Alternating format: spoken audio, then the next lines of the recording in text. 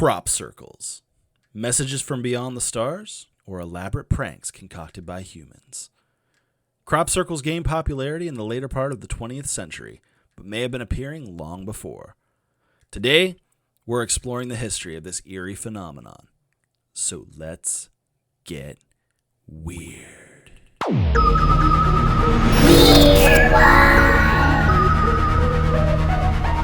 What's up, weirdos? The time has come to become one with the strange and unusual, as you have found yourselves in the Weirdoverse. I'm your host, JD Ross, and you are tuned into Weirdwide, your favorite digital cult. Hope everyone's doing okay. Follow me on Instagram. Don't forget @DudistWeirdo. You may know that my wife and I have recently brought home a new little addition to the family, a little black kitty that we have so appropriately named Wednesday. Wednesday is she's like the sweetest little thing ever. We've wanted a black cat for a long time. There's like this story that I would read every Christmas, and it was like this comic strip, right, with all these it's like a little black cat and death visits, and it's like all these people are being horrible to the black cat, but it always ends like it's gonna be okay. It always made me like tear up, and it was like it had this this thing at the bottom about like the percentage of black cats that are like tortured around Halloween time, for jokes and pranks and bullshit like that, and then the percentage of like black cats that get left behind at like shelters and don't get picked. And so I was like, I have to do it. I have to rescue a black cat. So I've had this in my head for a couple years. So it is really nice to have Wednesday in the house. She is an absolute sweetheart.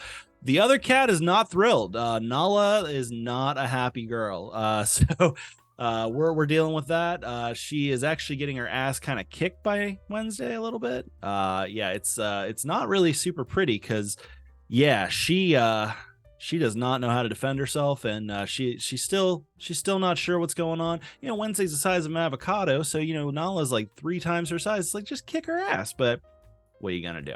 All right, so that's enough about my personal life. You came for the weird, and the weird you shall have.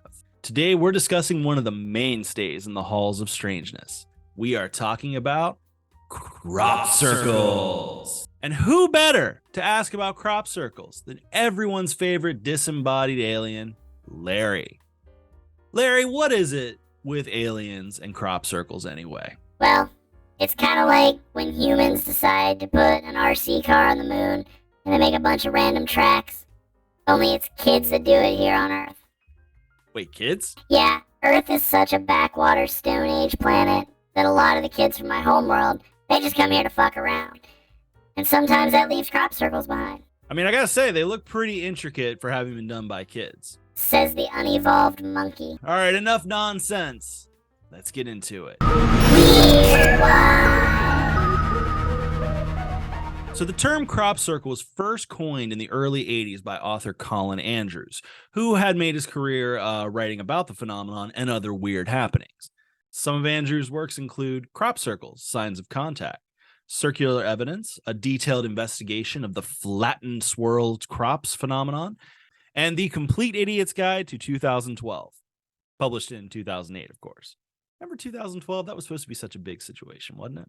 Now, while Crop Circle's profile has tremendously risen since Andrews began his work on them, some reports exist that are actually centuries old. So what actually is a crop circle? Well, Britannica.com describes a crop circle as a large geometric pattern of flattened crops, most often found in the fields of southern England. Crop circles are said to be, by some who have studied them, the messages from alien intelligence, but many have been proven to be just the work of humans. So crop circles have actually been found in all manner of crops: wheat, oats, spinach, rice, corn, sunflowers, and more. Now, because of the unusual image that's produced, they often have been associated with alien visitations and other supernatural events, and have a solid foundation in our cultural psyche as belonging to the schemings of alien beings. To the point where many TV shows and movies have referenced them as such, the most famous being M. Night Shyamalan's 2002 film, Signs. I did like that movie a lot when I was a kid. I liked it, growing up. I still like it. It's a fun movie. It's definitely got the creep factor going on, but like, is anyone else still just irritated about the aliens? Okay, if they're supposed to be such an intelligent species, then why would they be so stupid as to come to a planet that's made up almost entirely of water? Like, if a rainstorm can take them out, maybe they wouldn't be setting foot here. I'm just saying it's just a bit stupid. Now, like I said, there are some reports of crop circles that are actually centuries old. One of the most famous being the Mowing Devil, which was an English news pamphlet published in 1678. According to the pamphlet, a farmer hired a laborer to mow his field, but apparently he got hung up on price, as things like that happen. It is what it is.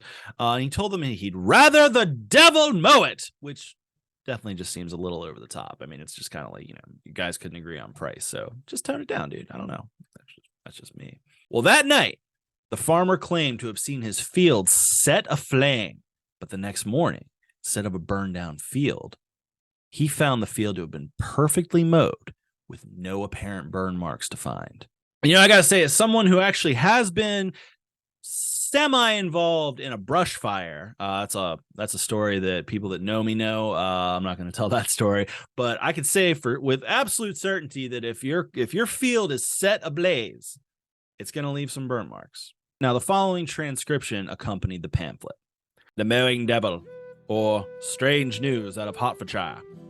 Being a true relation to a farmer who, bargaining with a poor mower about cutting down 3.5 acres of oats upon the mower's asking too much, the farmer swore that the devil should mow it rather than he.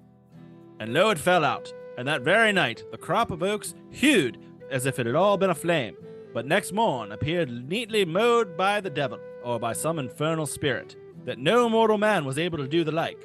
How the laid oats lie now in the field, and the owner has not power to fetch them away. Many believers in the fantastical side of things do like to point to this as the original crop circle sighting, In 1880, a letter was sent to the editor of the English scientific journal, Nature, by amateur scientist John Rand Caprone regarding several circles of flattened crops that formed under suspicious circumstances. I love the term amateur scientist. I get that was probably meant that he was actually semi-noteworthy as something of a scientist in the 1800s, just not fully professional.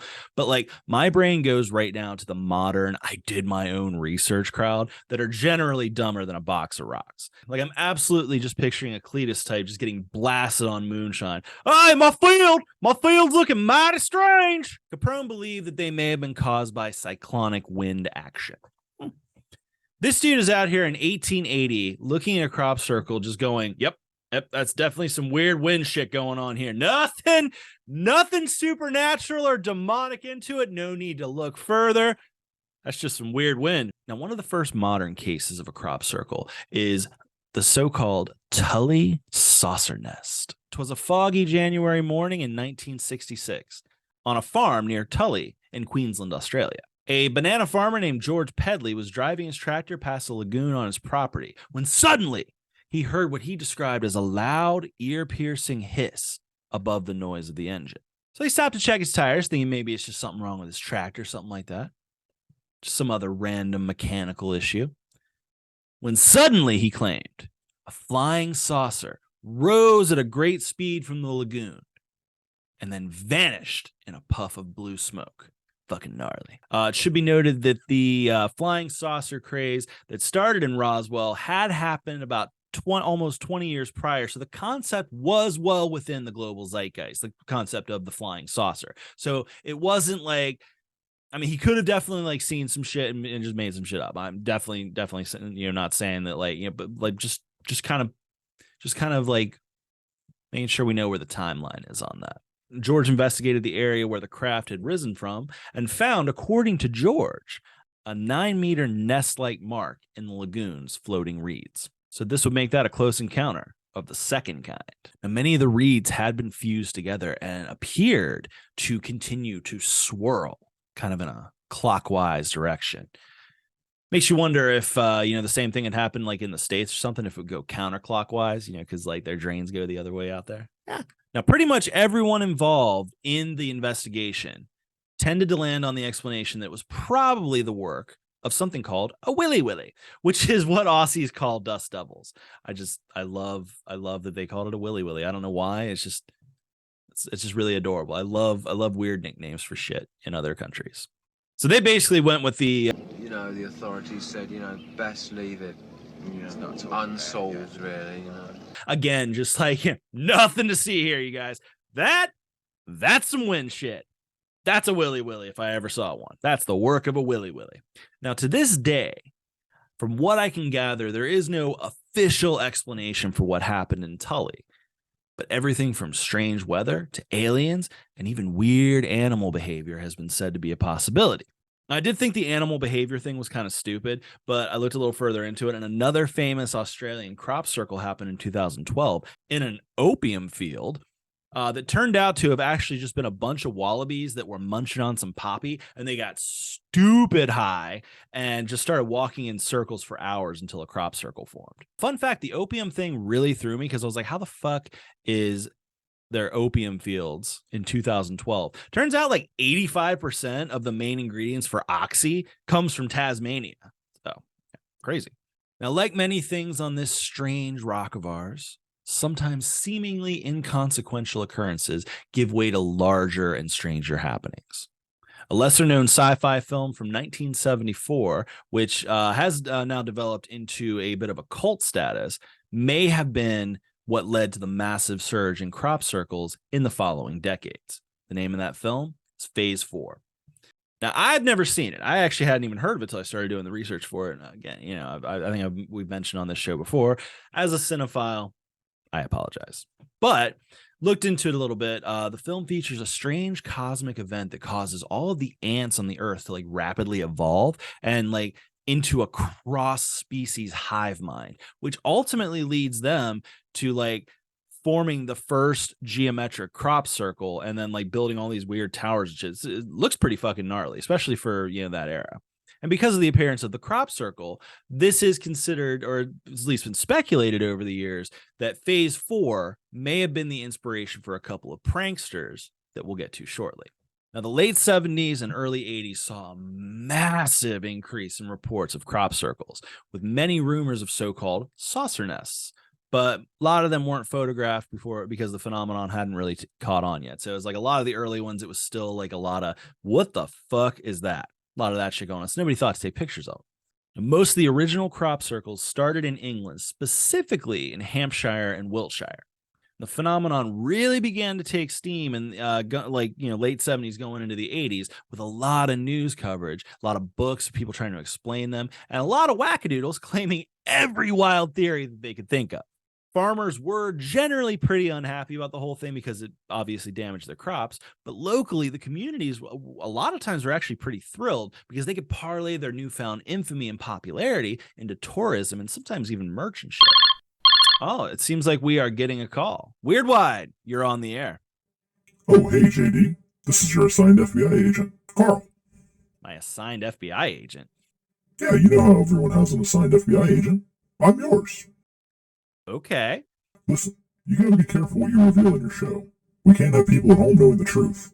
Also, we're looking for a disembodied alien named Larry. We have some questions we'd like to ask him. Have you seen him?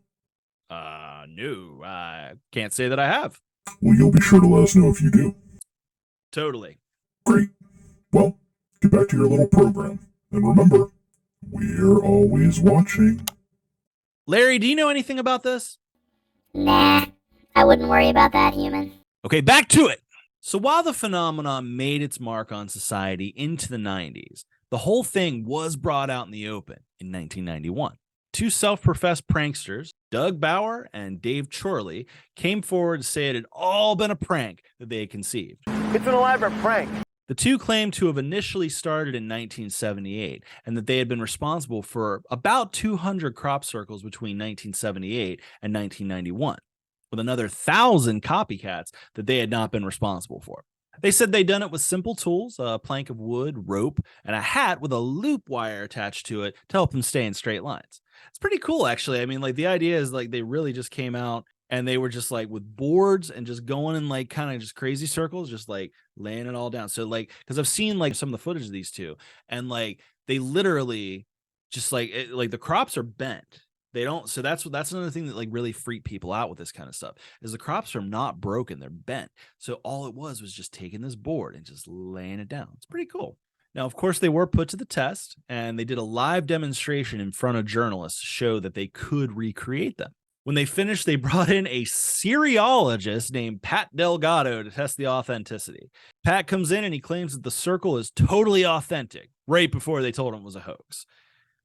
So a Siriologist is someone who apparently advocates for the paranormal in regards to crop circles. This poor guy, man. Pat comes in and he is just like, yep, that's real. Aliens did that shit. And they're like, it was just Doug and Dave. Literally just Doug and Dave over here. And like, dude, I understand like the term bothers me. Like the term really bothers me. But like, I understand Siriologist refers to like cereal as in crops, like not breakfast cereal, but like crops. But it makes me think of somebody who's like devoted their entire life to knowledge of everything belonging to the cereal aisle. Like it sounds like they have very strong opinions on cereal mascots.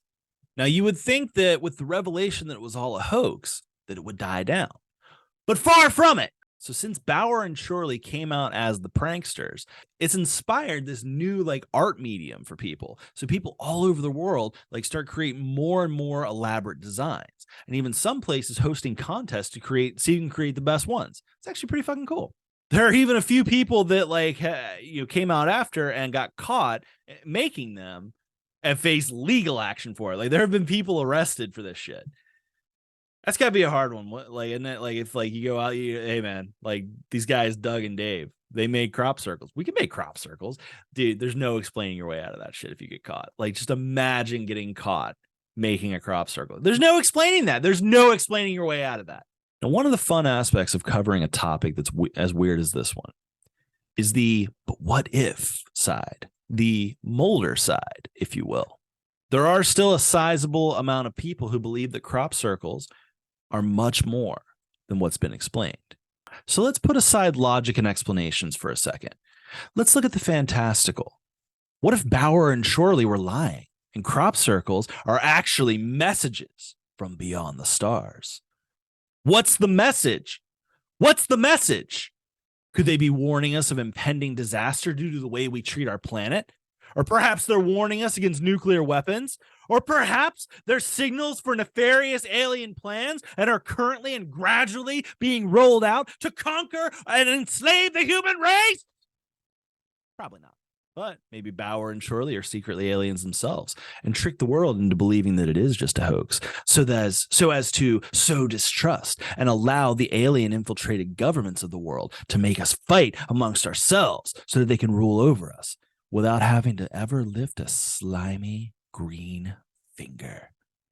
Maybe, but most likely, this particular phenomenon is just a fun hoax that has captured the collective imagination of us all for decades.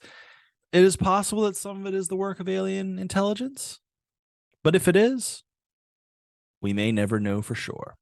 Well, I want to know what you think. Have you ever had any experience with a crop circle? Have you ever seen one? Or do you just have some hard opinions on it? Do you think maybe it's not even aliens? Maybe it's, I don't know, maybe it's something else. Maybe it's some other paranormal, some demons or some ghosts or some shit like that.